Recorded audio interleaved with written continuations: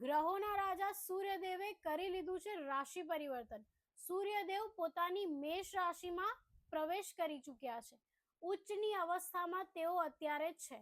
જો તમારી કર્ક રાશિ છે તો તમારા માટે આ મહિનો કેવો રહેવાનો છે? જો તમારું કર્ક લગ્ન છે તો પણ આ મહિનો તમારા માટે કેવો રહેશે?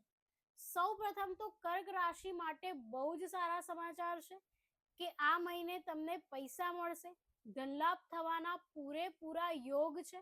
પરંતુ તમારા માતા પિતાની હેલ્થ થોડી બગડી શકે છે, તો તેમનું ધ્યાન રાખવાનું છે. કર્ક રાશિ વાળા બહુ જ લાગણીશીલ હોય છે, બહુ ઇમોશનલ હોય છે, તો એ લોકોને હંમેશા પોતાના પરિવારની, ઘરની બહુ જ ચિંતા રહેતી હોય છે.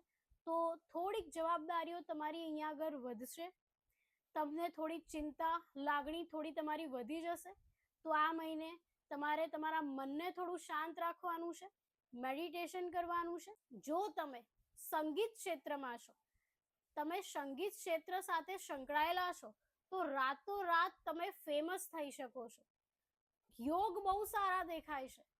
કર્ક રાશિ માટે સૂર્યદેવનું આ ગોચર બહુ જ સારા પરિણામ લાવવાનું છે. જો તમે સંગીતની ફિલ્ડમાં છો તો તમે અચાનક વાયરલ થઈ શકો છો. તમારા કરિયરમાં તમને એક નવી દિશા મળી શકે છે.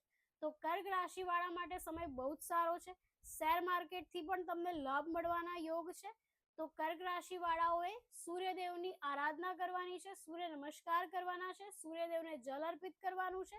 સમય અતિ ઉત્તમ છે. રાધે રાધે.